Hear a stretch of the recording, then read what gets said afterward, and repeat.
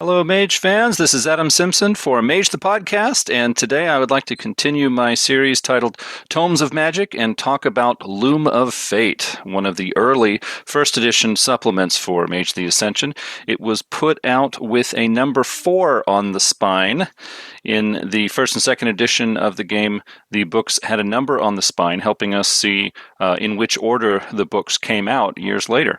A lot of fun to look back on, but was not a perfect system. Book 21 or 22 was misnumbered, and the tradition books did not have any numbers on the spine. So the system was not perfect. But Loom of Fate was put as number 4, and so some of you may be wondering, well, why not talk about number 2? Isn't that the first supplement to come out after the core rulebook for first edition?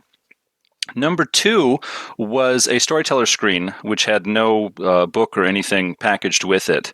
So that was years back. At the time, I didn't really think that I needed one. My friends also did not buy that. And there's really, even if I had it in my hands now, there's not much of a review to give on that. It was simply 4 pieces of cardboard that folded out with some tables and charts to help a storyteller.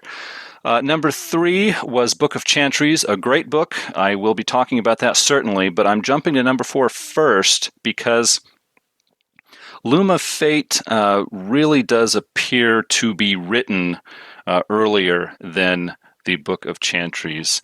Book of Chantries was when Satyros Brucato took over as a line developer. Back then he was credited as Phil Brucato. And he brought his influence to the rest of First Edition and all of Second Edition.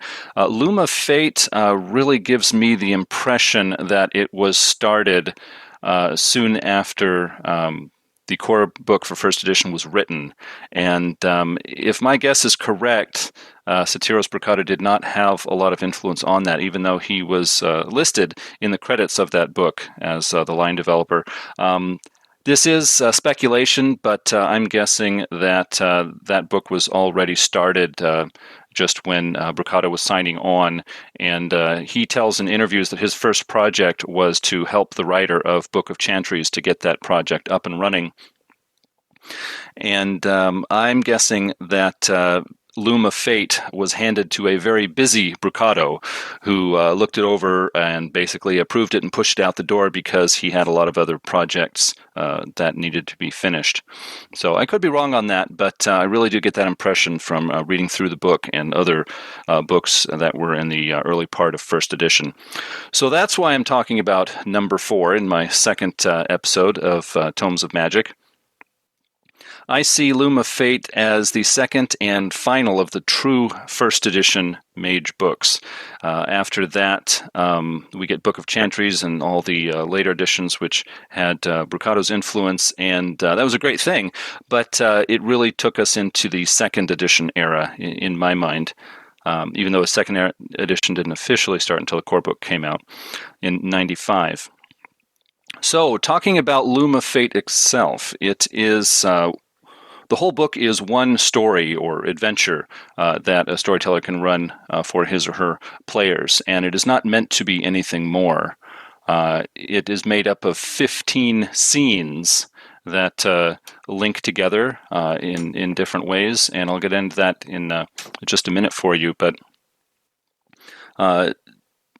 one of the first questions when talking about one of the older Mage books is, would I recommend it to a Mage fan that I met? And I would say, if you are looking for a story to run for your players, I would recommend it.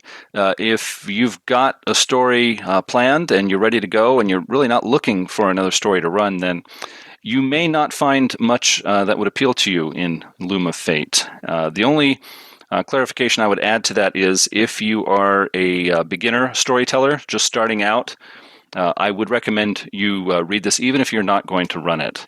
A lot of good material in there. And I'll get into that in a little more detail in a minute. First off, I was impressed by how well constructed Loom of Fate is as a story that any storyteller can run for any group of players. In my mind, this thing is constructed as well as the traditional Swiss watch. It is 15 carefully interlocking scenes, and when you see them numbered, your first thought is, oh, we start with scene 1 and then 2, 3, etc. But it's really not meant to work that way. At the end of each scene, it says, if the players have done this, or if this has happened, or if the players have this in their possession, then go to this scene. And if not, go to this other scene. And so there's 2, 3, or more different scenes that you would jump to with your players depending on what happened in the scene that you just played. I think it's really ingenious. I have talked in the past about how some of the published Mage adventures were very, I say, railroady, which means they are meant to proceed through a set storyline in a set order, and the player's actions are either not going to change anything, or they will get things off course and the storyteller has to get it back on course, or you're going to be writing your own adventure. Loom of Fate does not suffer from that flaw at all. Loom of Fate is very open-ended. You can go in any direction that you want. In fact, as far as I understand it, I would challenge a storyteller to break out of the confines of this story accidentally, even if the players do something wild and unexpected. As far as I can tell, the 15 scenes of this game is going to absorb player decisions quite well and give them something to do without leaving the adventure behind. One thing I would say is if you are a beginning storyteller and you want a good example of how good adventures are written, I would actually not recommend it for that. When I said this thing is constructed like a Swiss watch, it is very detailed, very carefully put together. I think it's a work of art on its own. But for someone who is starting out writing stories, I would not try to emulate it. A lot of effort was put into writing a durable, versatile story that could be played by any group of people. You see, a published adventure is going to be run by storytellers you haven't met. The players in it are going to be people you haven't met, and the characters for the story you're never going to see. So that's very different from writing an adventure for your own group, people who you will meet and characters that you will see. So again, a great adventure to read through even if you're not going to play it, but I would not use it as a model to copy when designing your own adventures. But now the reason I say it's great for new storytellers to read through, even if they're not going to use it as a model. The reason I say it's so good is because there is a lot of very friendly, practical advice that is given very efficiently in each of these 15 scenes. It helps if I give you an example of that. A lot of new storytellers quickly run into situations that they can't really handle, they hadn't thought of. Storyteller meets a player who wants to climb up a wall while holding on to an object with one hand, and I'm like, oh gosh, how do I set the difficulty, or should I tell them they can't do that, or how do I handle these oddball things that my players try that the rulebook never talked about? Well, Loom of Fate gives a lot of advice in each of these 15 scenes. It is saying, hey, if your players are going to come in here and there's this mysterious thing happening, are they going to know it or not? Well, take this skill and this or this attribute, strength or wits or whatever, and give them maybe this difficulty, and then they'll catch on or they won't, depending on the dice roll. There's a lot of little pieces of advice in there, and they don't look like adding yet more rules onto the rules in the rulebook. They really seem more like advice. So very helpful. I would recommend it to new storytellers. One of the interesting things about Loom of Fate is it is appropriate for beginner player characters or seasoned ones. How powerful your player cabal is doesn't really affect this story. And that is because the way it's written, it doesn't involve a lot of fighting. So you don't have to worry about, are my players tough enough to win this fight, or is there a high risk that they're all going to be killed? The adventure isn't written that way. So you can have players that have pretty weak levels in their sphere magic. They have low dots or levels in their skills, and they can work through this adventure just by investigating, talking things out, trying different ideas. It's not very demanding on the players, yet at the same time there's enough interesting things going on that I think your players are going to like it. Of course, it's hard to predict what your players are like, but the different groups that I have worked with, I think this adventure could keep them busy. Now, it's not saying that combat is impossible. There are certainly enemies in this adventure. I don't want to spoil too much. I don't want to give all the details here for anybody listening to this who might want to play through it themselves, but I'll try to give you enough information to be useful as I talk about the book. You could have a group of players that are all about fighting. They've got high combat skills. They have well-developed rotes for physical combat, and they can fight their way through this adventure, and it will work. The adventure can handle that. They can get through the adventure. They're not going to break anything or wreck it. Also, you can have players who are really gun-shy. They don't have any combat skills. They're afraid of a fight. They're going to run every time somebody pulls a knife on them. I may be exaggerating, of course, but still, you get the idea. These gun-shy player characters are going to get through this adventure just fine. They can negotiate instead of fighting. They can look for ways to avoid confrontations, and they can still have a lot of fun going through the scenes of this adventure. So I think it may even be an eye-opener for some storytellers who are coming in from other role-playing games who just assume that, combat is what makes role-playing games exciting, isn't it? Well, sometimes yes, but Mage offers a lot of options to players and storytellers for getting through interesting storylines without having a lot of fist fights and gunfights and car chases. Not to harp on this too much, but I was just impressed by how some of these scenes even had total retreat considered. For example, there's one confrontation where it is assumed that the players will either try to talk their way out of it or fight their way out of it, but it actually says if the players jump in a car and drive out of there at top speed, this is how you handle it. This is what could happen as a result. And so I just think the adventure considers just about every angle I can think of, and so I think it's great for new storytellers and a lot of fun for players. Now, being a true first edition book, it has a presentation of Marauders in this adventure that I think really fits in with the first edition feel. The Book of Madness, the first Book of Madness, was put out in, I believe, the second edition, presented Marauders in a very second edition way, which I'm not going to get into right now. But before that, when we really see Marauders in a true first edition light is here in Loom of Fate. The Marauders are mysterious, they are dangerous, they are unknowable.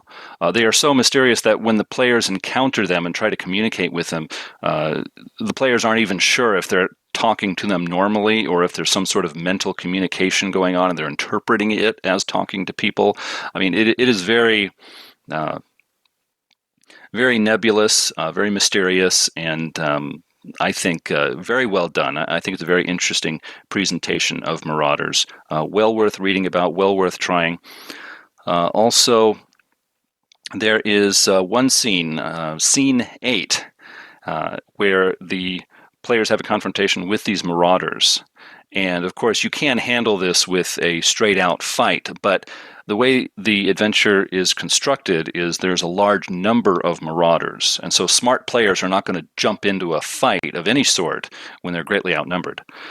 And so it gives a number of, I guess I would call them magical contests, where the Marauders step up to the player characters one by one and challenge them to these sort of contests using sphere magic, so that a player who is well versed in spirit magic can have a sort of umbral chess match with a Marauder, and it gives some simple rules for how to handle that with just a couple of dice rolls and some good role playing.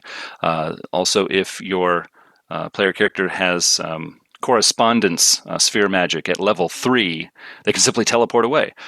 Well, it takes that into consideration. A Marauder will either teleport first or teleport after that player, and a tesseract, a sort of correspondence tag contest will ensue, and give some simple rules for that. I thought it was quite clever. There are a couple of other of these magic contests in there that even if you're not going to run this adventure, you could use in completely different, unrelated adventures, and I think you could have a lot of fun with them. So I thought that was the Scene 8 write-up was just great to read and challenging to a lot of players. It's like, hey, I've got really good brawl skills, and I've got a really good weapon here that's a talisman. I can beat anybody. It's like, well, this is not a fight. This is more of a contest. So put the sword away and then think this one through, because it's a little different from what you're used to.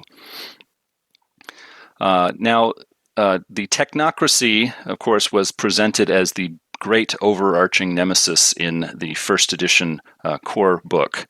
And they show up again as one of the main opponents in this adventure.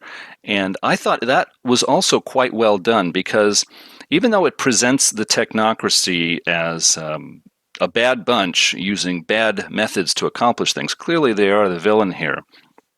But it is made clear to the players after they've spent enough time in the adventure that the Technocracy is trying to accomplish something in this city that is not bad. It's actually quite good. They're trying to save the city.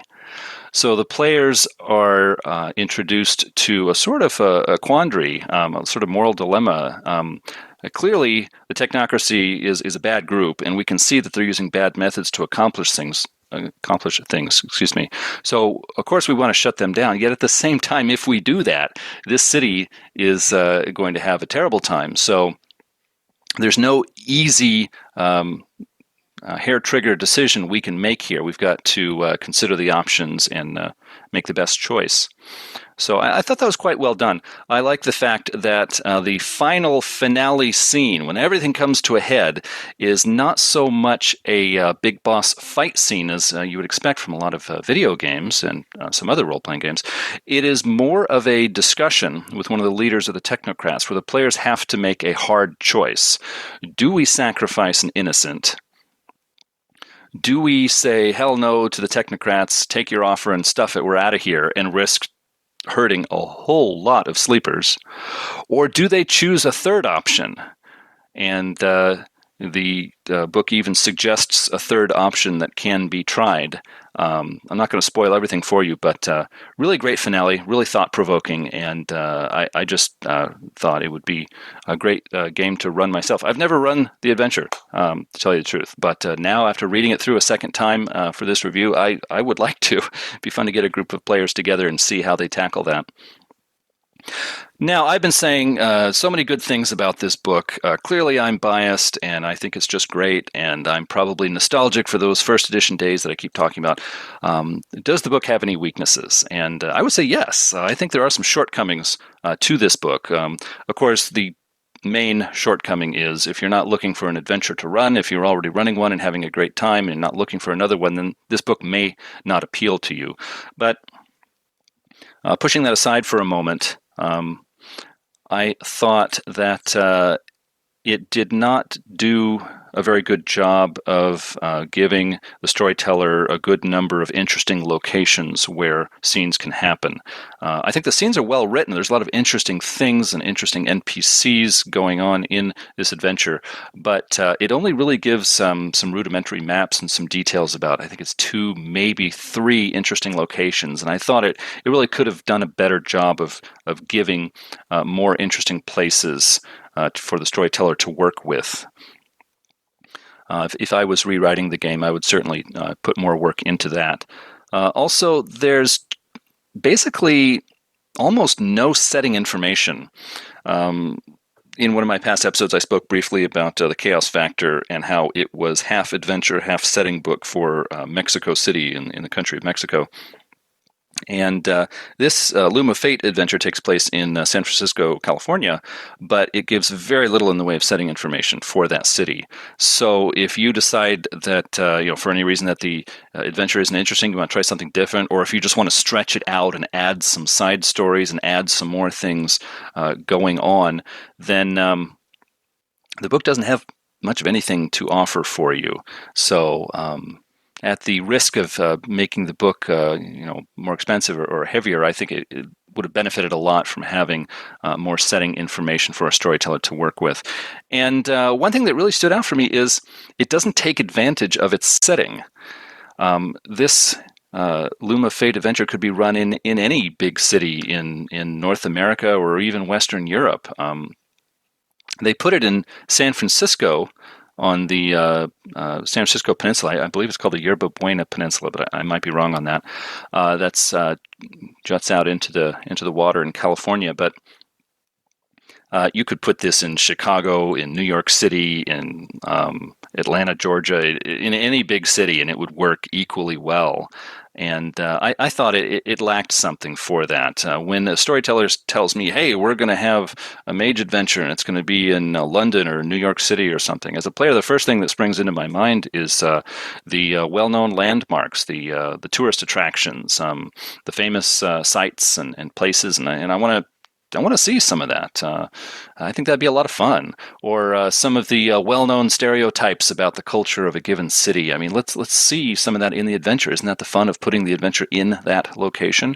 But really didn't see that in Loom of Fate. So there's not much in there that makes San Francisco come alive or makes it unique for a group of players. So honestly, they should have either just put it in a generic city or put a little more local color in there to make it appeal to people. So, yeah, that was those are three basic shortcomings that I have with the book. But I think a clever storyteller can spend a little time online, maybe get a fold-out map of the city, and add a lot to this adventure without too much work. So these weaknesses can be overcome. Overall, I would give the book a thumbs up, and I think it's worth someone's time to look through, especially a new storyteller or someone who's thinking about becoming a storyteller, but they just want a little help there. This book will give you that help. It is not written to be a tutorial to a new storyteller, but it ends up doing that job, and I think it does it rather well, so worth a look for that. Also, I forgot to mention that a lot of the early adventures written for fantasy role-playing games made use of what they call faction play. And that is something I don't see all that often in World of Darkness adventures, but I think it came through pretty well here in Loom of Fate. Faction play is where the player characters come into a situation where there are a couple of different factions who don't trust each other or don't like each other, and the player's actions are likely to cause friction between those factions. And if the players are clever, they can play the factions off each other and get a benefit out of that. In this adventure, we've got the Technocracy, we've got the Marauders, and possibly a group of orphans as well. And the players, if they're clever, they can make those groups bounce off each other and get some benefit out of that. I thought it was nice to add that. And also what's nice is it helps make the adventure more, I would say, bulletproof. Even if the players just really fall on their faces in the first one or two scenes and they get captured by the Technocracy and thrown into prison, the adventure is not done. It is really easy to fix. The Marauders come crashing through the walls when they attack the technocrat establishment, and they're going to free the players, and then the players are able to either side with the Marauders or escape in the confusion. A lot of things like that just make this adventure very durable, so that a storyteller doesn't have to worry about the players messing it up, because no matter what happens, the different factions bouncing off of each other is going to free up the players and give them some options, even when they think they might not have any. So, very good adventure. I think there's a lot here for people, but your mileage may vary. If you have a chance, I recommend picking it up. It's available as a PDF on, I think Storytellers Vault is the website attached to Drive-Thru RPG. So you can pick it up without spending much, and you can have a fun time running that for your own players. I'm thinking about doing that myself now. So that's really all I have for this episode. In my next episode, if I get a chance, I would really like to get into Book of Chantries, talk about that book, and use that as a springboard for talking about the larger subject of Chantries in Mage the Ascension. Some ideas for using Chantries in your own games, what makes them interesting, and what the game designers probably had in mind when they introduced that to the game. So hopefully I can bring that to you listeners sometime soon. But for now, looks like it's time for me to sign off, so I'd just like to let you all know that you can find us online at magethepodcast.com. We have this and past episodes for you to listen to and some other fun things as well. You can also contact us there. You can follow us on Twitter at magethepodcast. We'd love to hear from you. And also, if you have gotten anything out of this episode, then other people might also. And you can help them to find out about us by giving us a review on iTunes. If you take the time to give us a review, tell people what you think of the podcast, then that helps our podcast become more visible. More people will find it during their own searches, and they can tune in and see what they think. You can subscribe to us on Mage the Podcast on iTunes. You can also find us on Google Play and the TuneIn app. So until next time, this is Adam Simpson for Mage the Podcast signing off.